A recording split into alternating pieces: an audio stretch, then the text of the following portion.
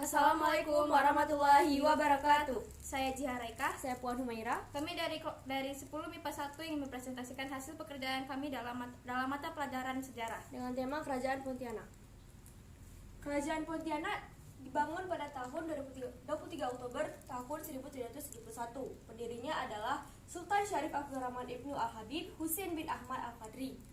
Proses terbentuknya Kerajaan Pontianak ini dengan Habib Husain, ulama dari Yaman, datang ke Mempawah karena diundang oleh Raja Opu Daeng Menambun. Habib Husain pindah dari Kerajaan Matan karena tidak puas dengan pemimpin Kerajaan Matan yang baru yang tidak menghormati hukum. Husain mempunyai rumah dan langgar di sekitar Kuala Mempawah. Husain memiliki anak, yaitu Sultan Syarif Abdurrahman Al-Fadris, dan kemudian anaknya menikah dengan Putri Utin Chandramidi, yaitu anak Raja Opu Daeng. Sebelum wafat di tahun 1770, Husain bilang ke anaknya untuk cari kediaman baru.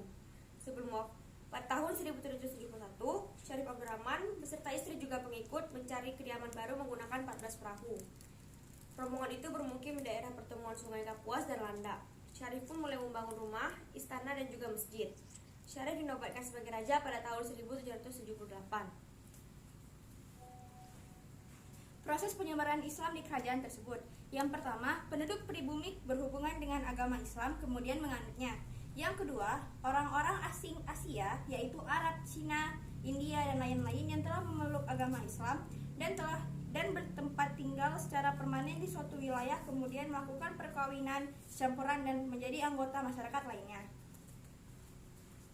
Perkembangan sosial di Kerajaan Pontianak adalah masyarakat Pontianak ini dikelompokkan secara sosial berdasarkan identitas kesukuan, agama, dan ras. Pengelompokan berdasarkan suku yaitu pertama, komunitas suku Dayak yang tinggal di daerah pedalaman. Kedua, komunitas Melayu, Bugis, dan Arab yang dikenal sebagai penganut Islam terbesar di daerah ini. Dan yang ketiga, imigran Cina yang tinggal di daerah pesisir yang dikenal sebagai satu kesatuan sosioekonomi. Lalu ada hasil budaya, yaitu yang pertama ada tradisi saprahan, yaitu makan dalam kebersamaan. Kata saprahan sudah asing terdengar di telinga masyarakat. Padahal kata ini adalah sebuah jamuan makan yang melibatkan banyak orang yang duduk di dalam satu barisan, saling berhadapan dalam duduk suatu kebersamaan. Yang kedua ada pantun, yang ketiga ada mantra, yang keempat ada syair, dan kelima ada jepin lembut.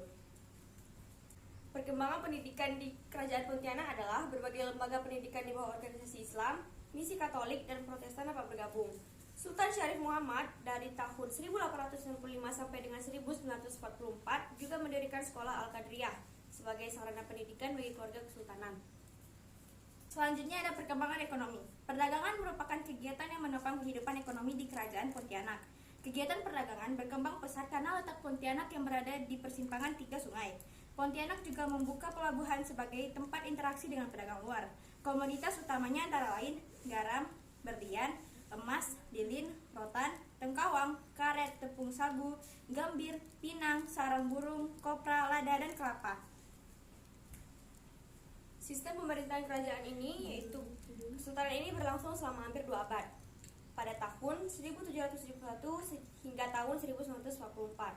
Ketika kesultanan ini berakhir pada tahun 1944, yaitu seiring dengan bergabungnya banyak daerah dengan Negara Kesatuan Republik Indonesia, maka sistem pemerintahan juga berubah menjadi pemerintahan Kota Pontianak. Pada tahun 1943 sampai dengan 1945, pejuang-pejuang di Kalimantan Barat ikut berjuang melawan kolonialisme Jepang di Indonesia. Puncaknya pada tanggal 16 Oktober 1943 terjadi pertemuan rahasia di Gedung Medan Sepakat Pontianak yang dihadiri oleh tokoh-tokoh masyarakat dari berbagai golongan. Mereka bersepakat untuk merebut kekuasaan dari pemerintah kolonial Jepang dan mendirikan negeri rakyat Kalimantan Barat dengan lengkap 18 menterinya. Yang terakhir adalah keruntuhan Kerajaan Pontianak. Era kekuasaan Sultan Syarif Muhammad redup seketika seiring kedatangan bala tentara kekasaran Jepang ke Pontianak pada tahun 1942. Pada tanggal 24 Januari 1944, karena dianggap memberontak dan bersekutu dengan Belanda, Jepang menghancurkan Kesultanan Pontianak dan beberapa kesultanan-kesultanan Melayu di Kalimantan Barat. Sekian presentasi dari kelompok kami. Jika ada salah kata kami mohon maaf. Assalamualaikum warahmatullahi wabarakatuh.